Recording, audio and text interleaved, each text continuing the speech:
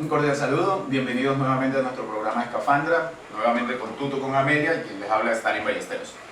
Hoy vamos a hablar en concreto de lo que debíamos haber empezado a hablar desde un principio, la relación entre lo que es la política y las elecciones. Como estamos mañana ya en las elecciones a lo que es a cargos territoriales, gobernador, alcalde, asamblea, consejo, ediles, en todo el país donde vaya ediles, en todo el país vamos a escoger los principales cargos de elección popular territorial, necesitamos hacer un análisis al respecto de esto. Y para ello lo primero que hay que plantear es que estas son unas condiciones bien sui generis, son las primeras elecciones territoriales post-acuerdo. Nunca antes nos habíamos presentado a un escenario de este tipo. Entre otras porque las elecciones anteriores, las del 2018, en verdad estaba planteándose era cómo se iba a aplicar la transición en sus primeros pasos. La transición, algunos autores plantean que va entre 10 y 15 años. Nosotros vamos a ver es que estos primeros 4 años, post-acuerdo, del 2018, lo que llevamos, son los primeros pininos de lo que va a ser la transición. Y de aquí se va a empezar a decantar. En esa medida, ¿cómo se va a empezar a decantar? Lo que vamos a abogar es 2 lugares territoriales. Vamos a hablar de Bogotá, entre otras porque es innegable el poder del centralismo político que existe en el país.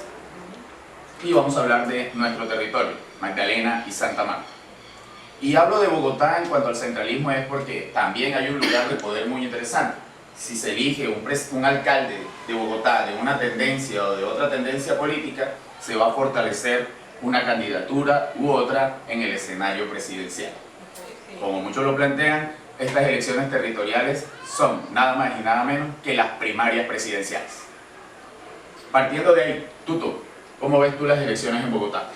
Bueno, muy interesantes. Los 4 candidatos son muy buenos, son excelentes.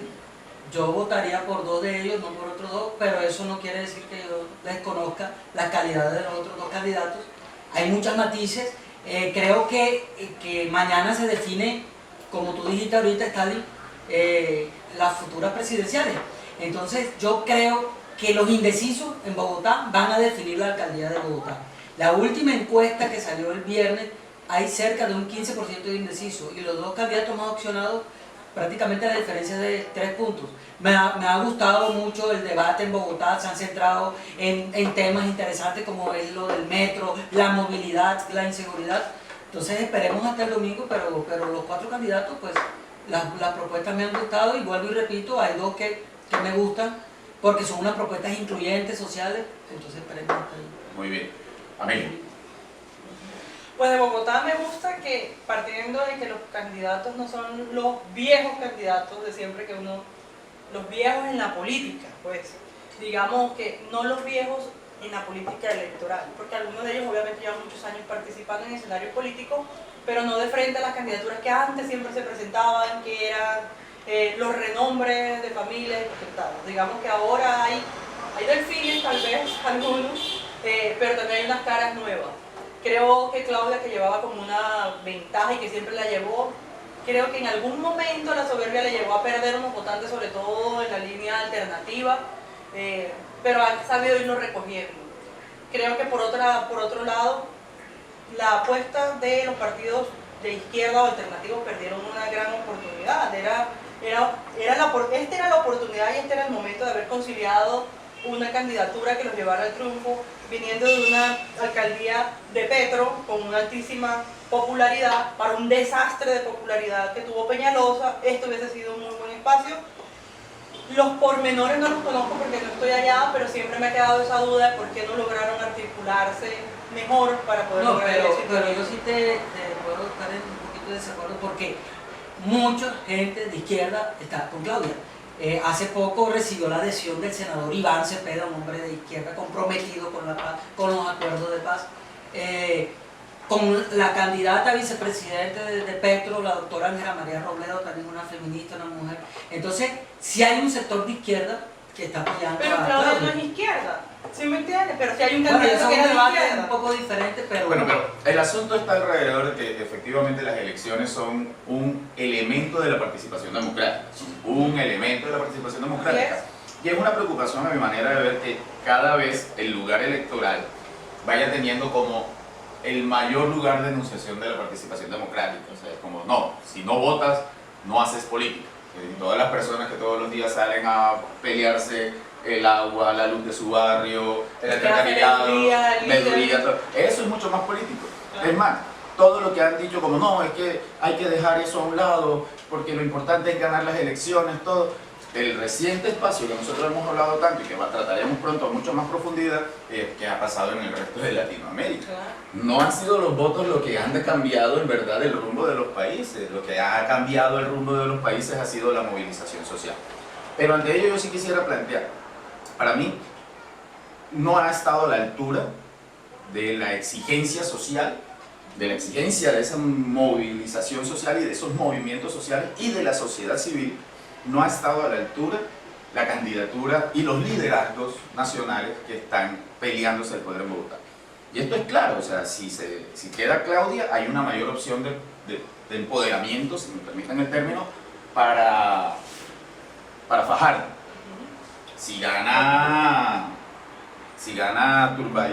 Uribe Turbay, bueno, hay un mayor fortalecimiento para el centro democrático y esa tendencia. Si gana Holman, extraño caso milagroso que gane Holman, pues obviamente es un mayor empoderamiento con Petro.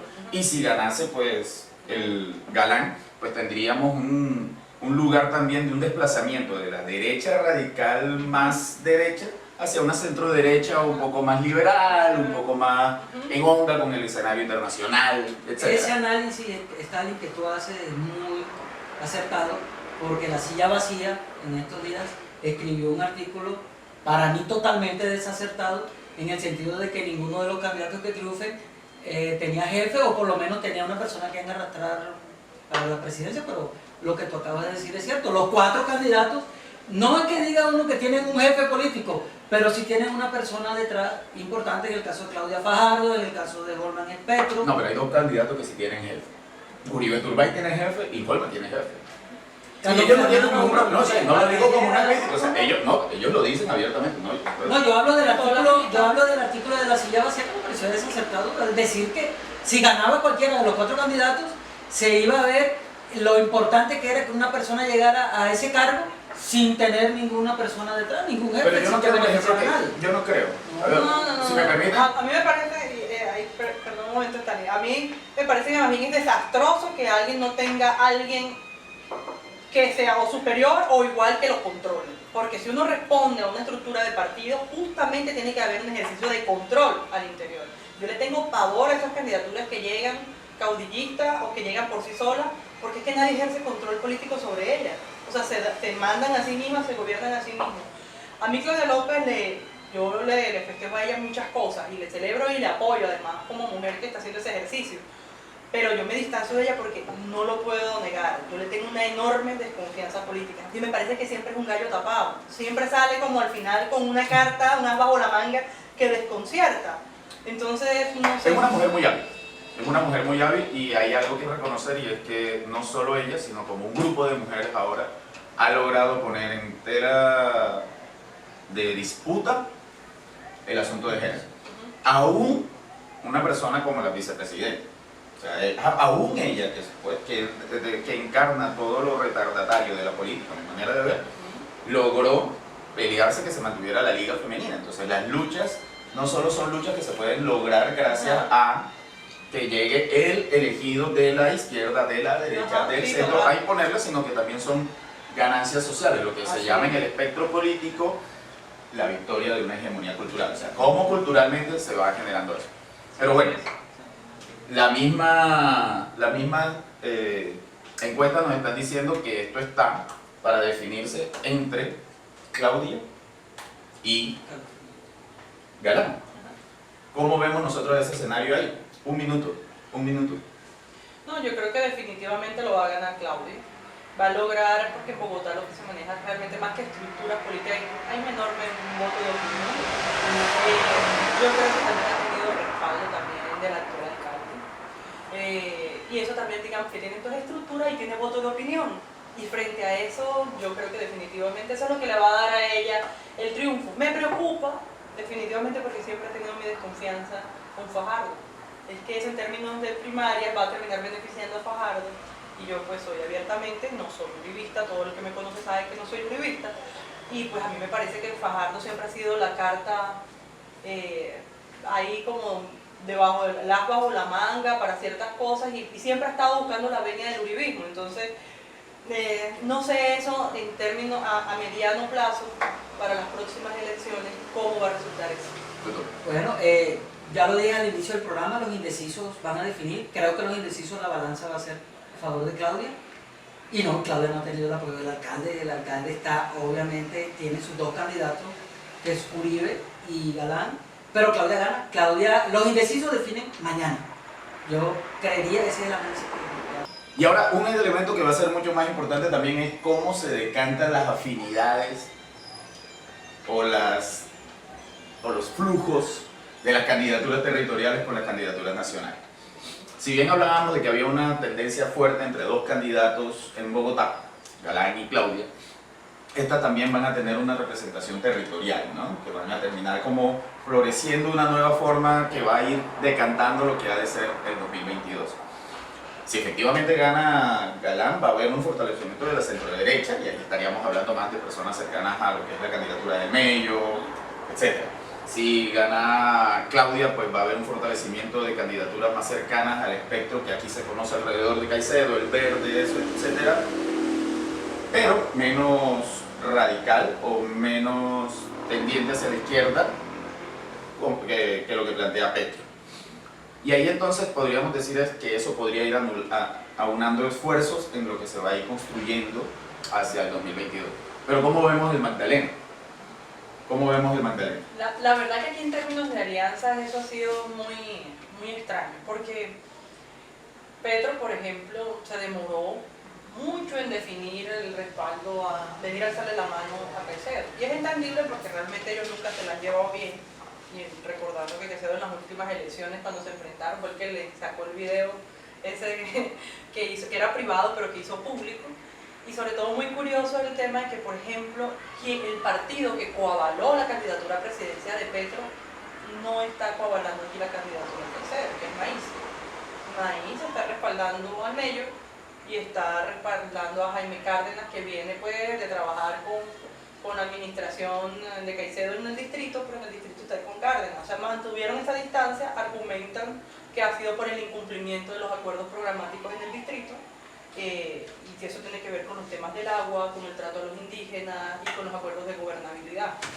Eso es entendible, pero digamos que a nivel nacional, por ejemplo, hay unos acuerdos, hay unas alianzas nacionales y que esperan ser reflejadas en el territorio en bloques, se han venido así como en bloques.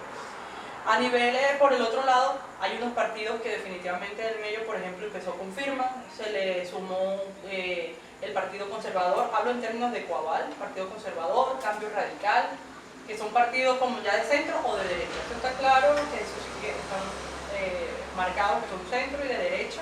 Por el otro lado tenemos a un candidato que se denuncia de izquierda. Yo hice público el tema que nunca he considerado a Caicedo de izquierda. He considerado que ha sido un usurpador de las banderas de la izquierda, pero bueno, la gente lo sigue considerando de izquierda, es mi posición personal. Tenemos otros dos candidatos, uno es Robinson Morelo, avalado por AICO, que es una organización, un partido indígena, que viene desde la Constituyente, y Eduardo Torres por el partido Polo Democrático. Si hablamos entonces en términos de alternatividad, entonces tenemos tres candidatos a la gobernación con partidos de izquierda o alternativos, y tenemos uno que representa el centro y derecha. Ese es como mi análisis, hablamos de partidos. Sin embargo, aquí vemos que en el terreno, en el territorio, una cosa es el logo del partido y otra cosa es lo que hacen los candidatos y lo que hacen sus militantes. Porque aquí nunca ha habido escuela de pensamiento y las pocas que hay realmente no sé dónde están, pero no son visibles, que creo que es lo que debe hacer un partido, un movimiento político, una escuela de pensamiento para poder enseñar a sus militantes realmente cuáles son las ideologías de su partido y efectivamente hay unos militantes juiciosos. Eso no lo hay, y aparte las estructuras de democracia interna de los partidos son muy débiles. En última terminan imponiéndose. Mira que la coalición que hubo, por ejemplo, con el lado de izquierda y alternativos, pues no hubo un consenso interno de partidos. Lo que hubo fue, pues el candidato a la gobernación dijo, yo soy el candidato a la gobernación y esta es mi candidata a la alcaldía, lo firman y si no les gusta, pues chao. Esa es mi percepción. Bueno, ha sido una campaña muy centralizada solamente en dos candidatos. Ha sido donde se ha manejado mucho la pugnacidad entre ambos candidatos y donde el papel de la prensa local ha sido, para mí, en mi opinión, muy nefasta porque de forma muy descarada están a favor de una candidatura y en detrimento de otra. Pero en realidad a mí lo que me entusiasma de esta campaña es que el que pierda de los dos, el que quede de segundo, va a ser prácticamente el jefe de oposición ya cuando el otro sea gobernador, porque pasa a ser diputado. Eso me llama muchísimo la atención porque o bien gane Caicedo o bien gane en medio, uno de los dos va a ser el jefe de la oposición, que es lo que necesitamos también en Colombia, es la visibilización de los jefes de oposición, porque eso es lo que hace parte de verdad de una democracia participativa. Pero en realidad pues el debate no se ha dado bien porque hubo un debate que hicieron la prensa local donde uno de los candidatos no fue, alegando falta de garantía, y él también hizo su propio debate. Pero no, debate es cuando él hizo una intervención. Él hizo una intervención buena. Y pues a esperar cómo se decanten las cosas mañana domingo. Está muy reñido entre esos dos candidatos, entonces pues ya definirá, no sé si el indeciso, pero alguien define mañana, pero está muy peleada. Tú te decías una cosa, Stalin, y es importante decirle a las personas que nos ven y nos oyen. Primera vez en la historia de Colombia que entra a regir para elecciones territoriales el estatuto de oposición. Eso iba a comentar. Entonces tenemos un espacio que es bien sui generis, como decíamos al principio del programa, y es que en este momento se le va a dar una dignidad también al candidato que no lo logra, pero que efectivamente mueve y representa una importante participación de la sociedad civil. O sea, no es solo el candidato, hay una gran cantidad de la sociedad civil que ha dicho: yo voy con estas apuestas, con estas políticas, con estas posturas, ¿cuál es mi lugar después de perder? No puede ser en una democracia que el que pierde todo, desaparece y queda anulado. No, aquí no. Debe tener un lugar para poder controvertir, también en el lugar de decisión, aunque sea muy poco, pero al menos disminuye un poquitito la gran cantidad de ausencia de garantías que existen en este país. Al respecto, a mí me gustaría plantear un montón de discusiones, pero como hoy estoy acá, en el medio, no en el centro, en el medio, quisiera también plantearle una discusión alrededor de, pero ¿cuáles son las verdaderas problemáticas de discusión en el territorio? Nosotros ya lo hablamos alguna vez, tenemos seguridad, tenemos economía, decidimos poner otros temas que deben ser tratados de otra manera, que están también como el ambiente, salud, etcétera, un montón de problemáticas, pero que también decimos en qué se están distanciando. A mí me parece interesante en estas elecciones que independientemente de los candidatos ya todos están buscando un lugar común, eso es como el sentido común que ya se llama desde Gramsci, el lugar del sentido común, es que ahora todo el mundo está agitando una bandera de educación pública gratuita y de calidad. Eso me parece súper interesante. Y la Universidad de Magdalena, el alma mater, el lugar de acción diaria, está en un lugar de acción política constante. Aunque pareciera que no, es totalmente vivo. O sea, la vitalidad del ejercicio político en su cotidianidad. Hay una gran cantidad. Que precisamente la universidad no tiene por qué vetarse eso. Es donde se deben dar los debates políticos. A mí me pareció súper divertido cuando se planteó como que no se está dejando. Y yo en alguno hice un comentario sarcástico en redes. Como no, o sea, si la academia y la gente que está preparando su pensamiento no puede expresarse políticamente. Por eso, el asunto de la discusión era como, en verdad es que la universidad no deja, o sea, es como si en verdad hubiese alguien que tuviese la capacidad para decir que en la universidad no se pudiese hacer política. Es completamente absurdo. El accionar del estudiante, y no solo del estudiante, sino también del profesorado y toda la masa crítica que existe en la universidad, no va a estar determinada por lo que se decide al interior de las mangualas políticas que puedan tener los grupos de poder, y más allá de los partidos políticos, los grupos de poder. Pero sí me parece bastante interesante eso, y es un lugar de discusión también porque posiblemente se puede venir una nueva movilización estudiantil que ya se está viendo en Bogotá, que se está viendo también en Barranquilla, que se está viendo en Bucaramanga, se está viendo todo y se está planteando, y esto puede ser también un renacer de unos lugares de lucha que no tienen antecedentes bajos. la anterior movilización estudiantil logró conseguir lo que no habían conseguido en mucho tiempo, un gran lugar de financiación para la educación pública universitaria. En Más de teoría, la 4 Universidad de billones. Magdalena va a ser la gran ganadora de estas elecciones. porque Más de si 4 todos billones. hablan de esto- Pero, por ejemplo, hace unos días la universidad sacó un comunicado en el que reconocía que gracias a la movilización estudiantil y profesoral y sindical, se logró que ingresaran adicional 30.000 millones, más de 30.000 millones de pesos en lo que va corrido del 2019. Felicitaciones a todo el movimiento estudiantil y a todos los que han sido solidarios, no solo en la universidad, sino también por fuera, que han logrado un gran lugar de financiación para la educación pública. Sí, felicidades. Pero eso también nos demuestra es que la discusión política está más allá del lugar electoral. Así es. Pero como hoy estamos hablando de elecciones, entonces ya vamos bajando. Santa Marta. Santa Marta, ¿cómo vemos Santa Marta? ¿Qué tenemos en Santa Marta? Santa Marta es una ciudad que tiene unas condiciones bastante particulares, permiten, y es que ha sido históricamente gobernada por clase tradicional, y esto en que los apellidos se mezclan tanto que ya uno no sabe cuáles son los apellidos, que todos se parecen tanto, pero que hay 8 gobiernos de alguien que efectivamente viene de un lugar de clase diferente, pero que al parecer de muchos, en lo que me incluyo, no tiene un lugar de transgresión a lo que ha sido el accionar político histórico del departamento y de la ciudad. Si nosotros vemos, pues yo veo que aquí a poco se ha avanzado en lo que es el ejercicio cultural de la política. Yo creo que aquí sigue como que una tradicionalidad en la forma de pensárselo y que llega un grupo de poder nuevo, encabezado por un líder, que no se le puede conocer, un líder, a mi manera de ver, déspota, pero líder, y que está dando una dinámica de otras formas de acción política, que eso por lo menos es interesante, por lo menos es interesante. Y para cerrar, Es interesante porque... y para cerrar, hay una cuestión que es muy interesante respecto a esto, y es que en caso tal que Caicedo lograse la gobernación y Virna lograse la alcaldía, sería la primera vez que un grupo político tenga los 2 lugares de poder del departamento. Pues la verdad es que si hay algo que agradecerle al ejercicio político de los que vienen estos últimos 8 años es que abarataron las campañas a la alcaldía esta vez. Las campañas a la alcaldía realmente no están repartiendo dinero. Todos los concejales o candidatos a consejo y ediles que estaban esperando cofinanciarse por las campañas de alcaldía se quedaron padeciendo.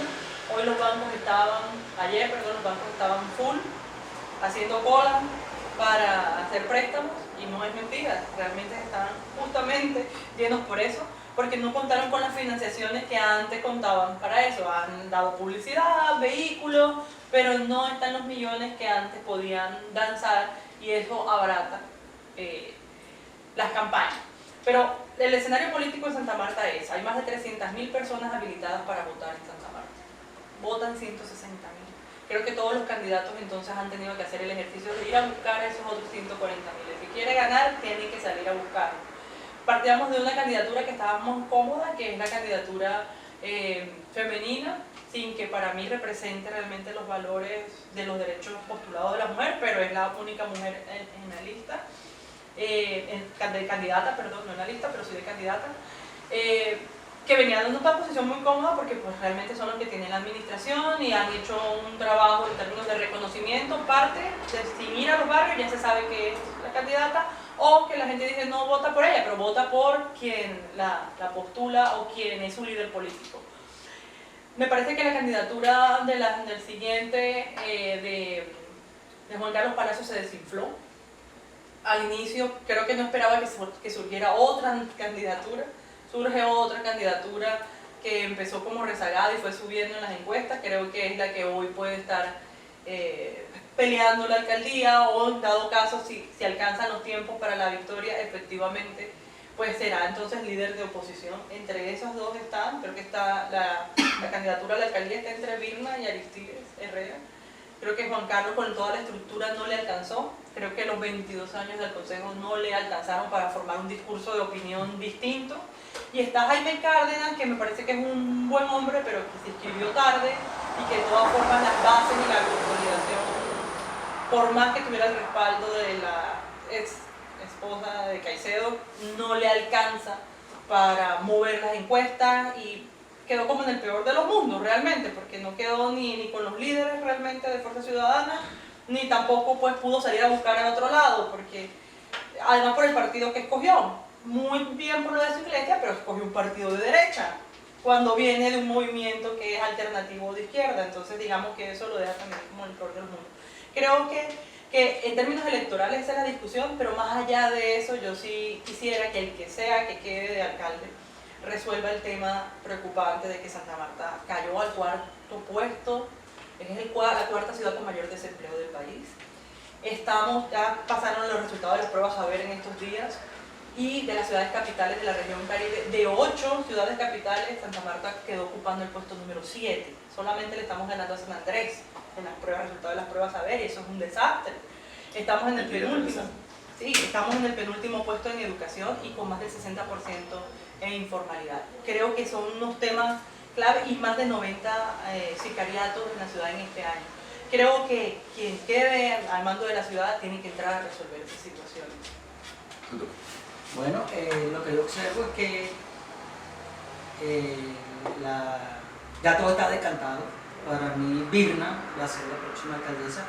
Yo creería que ella hoy duerme tranquila, porque ella mañana a esta hora ya está elegida con una muy alta votación. Entonces ya eso está decantado, Birna va a ser la alcaldesa. Estoy de acuerdo con usted, Amelia, en que la candidatura de Juan Carlos se descifró completamente. Veo de concejal 20 a Aristides, el señor del agua, que creo que se hace llamar así, el señor del agua, ha hecho una campaña novedosa.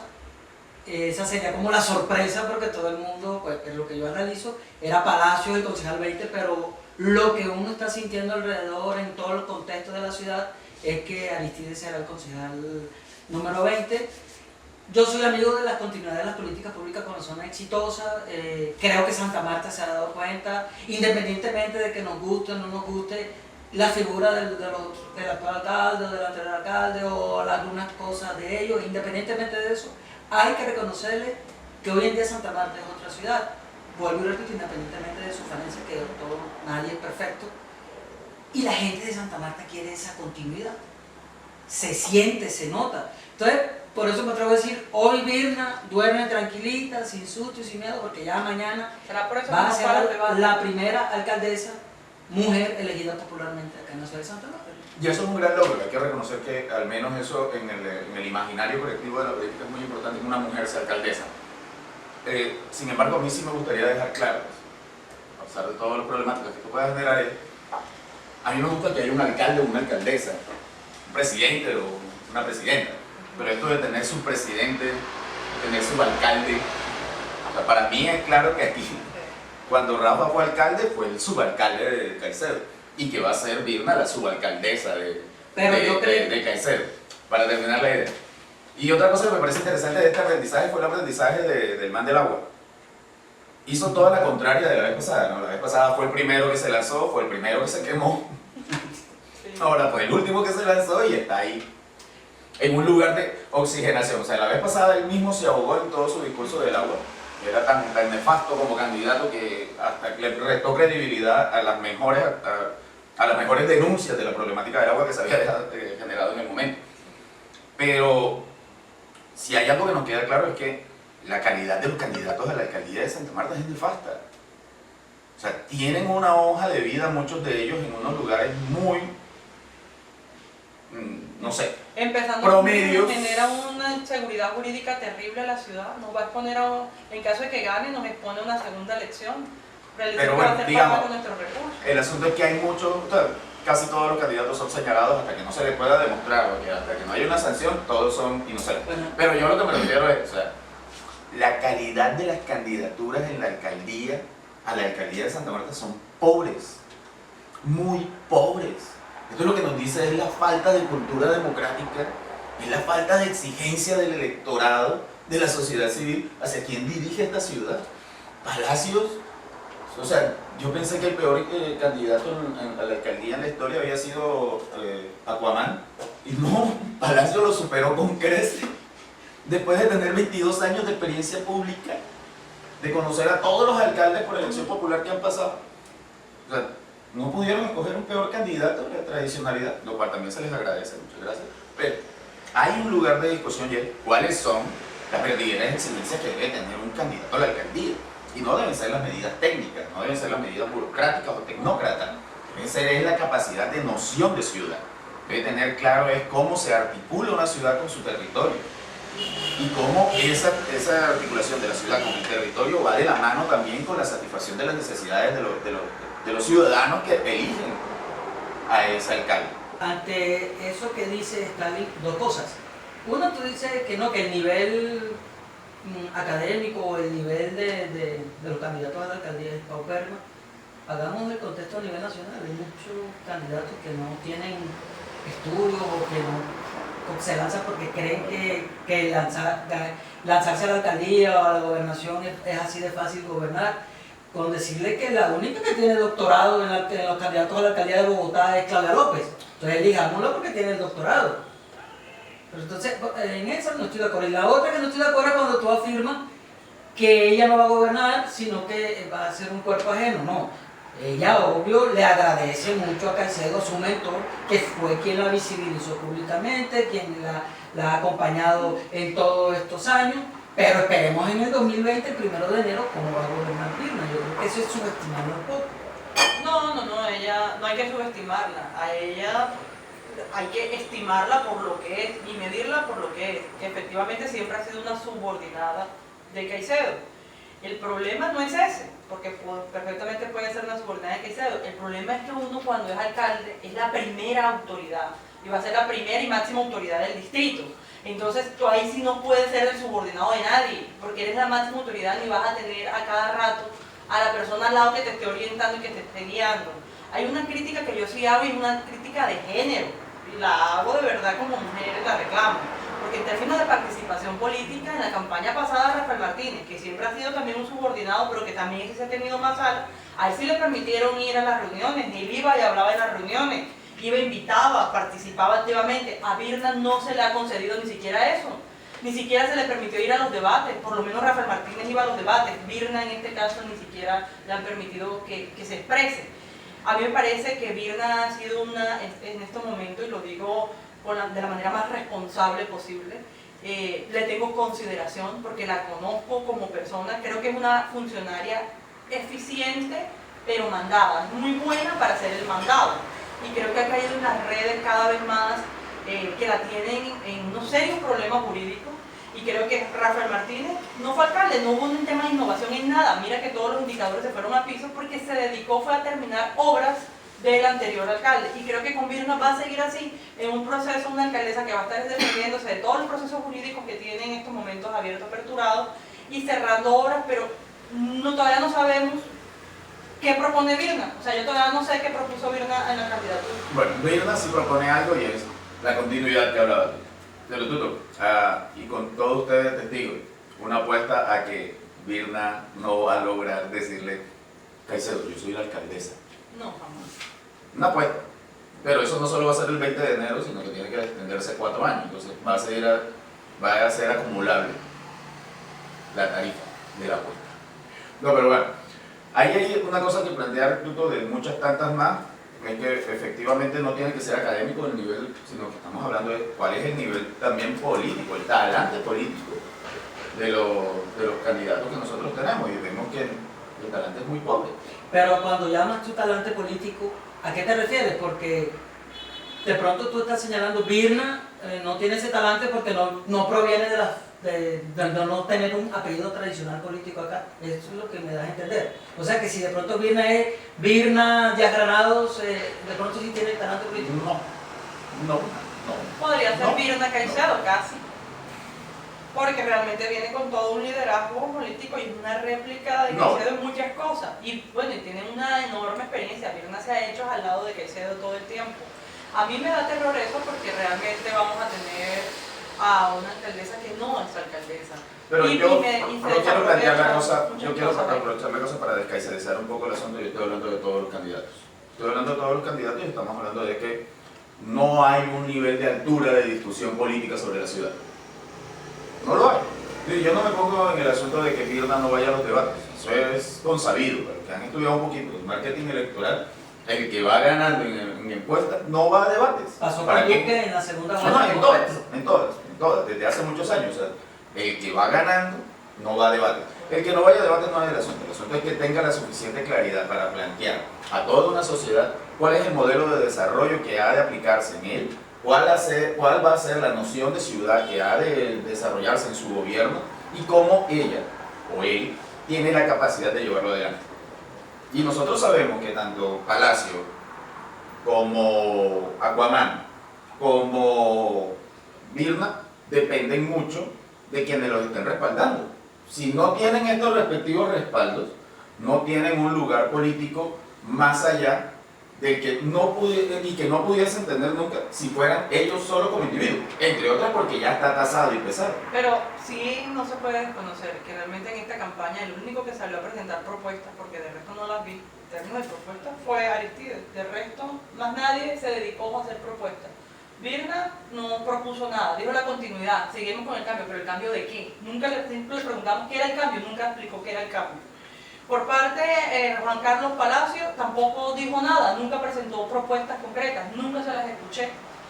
A Jaime Cárdenas una que otra propuesta, algo que le escuché como querer, pero no propuestas concretas. Por lo menos Aristides salió a decir, hay un problema del agua, les dije hace 4 años cuál es el tema y seguimos en el mismo tema. Es el tema de la seguridad, o sea, por lo menos ha puesto unos temas que bien pudieron haber sido aprovechados en un gran debate en términos de discusión, porque tocó 5 temas importantes de la ciudad, pero realmente faltó la que se cree ganadora. Lo que sí es cierto, esta línea Amelia, es que vamos a tener una primera alcaldesa mujer y que Samario le va a decir sí a la continuidad de las políticas públicas que hacía Don Martínez y que él quiere que prosigan. Eso es lo que... Pues yo puedo tener muchas diferencias con la administración, pero lo que sí tiene razón Tuto es que hay una decisión que no la tomamos nosotros, sino que la toma el constituyente primario. El constituyente primario puede entender que las propuestas son mantener lo que se ha hecho en estos 8 años de gobierno, que para mí puede ser poco, pero para muchos puede ser mucho, y entonces hay que respetar la voluntad del constituyente primario. Y a nosotros yo creo que no nos queda más sino prepararnos con argumentos para el próximo programa y hablar pues en el escenario postelectoral. Para mí lo que quiero dejar claro es que el hecho de que los derechos de las mujeres no están representados necesariamente por un tema vaginal. Así que no creo que porque Virna llegue y sea mujer representa los derechos de las mujeres y sea una... Es más, llevar a la alcaldía a una mujer que no se autodetermina, sino que es gobernada por un hombre que además es violento y que la violenta, es todo lo contrario a la lucha de las mujeres. Pero definitivamente el pueblo de Santa Marta tiene que escoger entre el cambio y el verdadero cambio. Nos vemos en el próximo programa, esperamos que haya sido de su agrado. Estamos recibiendo, por favor, al interno de cada uno de nosotros en nuestras redes todas las recomendaciones alrededor para poder mejorar el programa. Esperamos haber podido dar un debate a la altura de sus exigencias y sus necesidades y quedamos atentos a un próximo encuentro. Muchas gracias.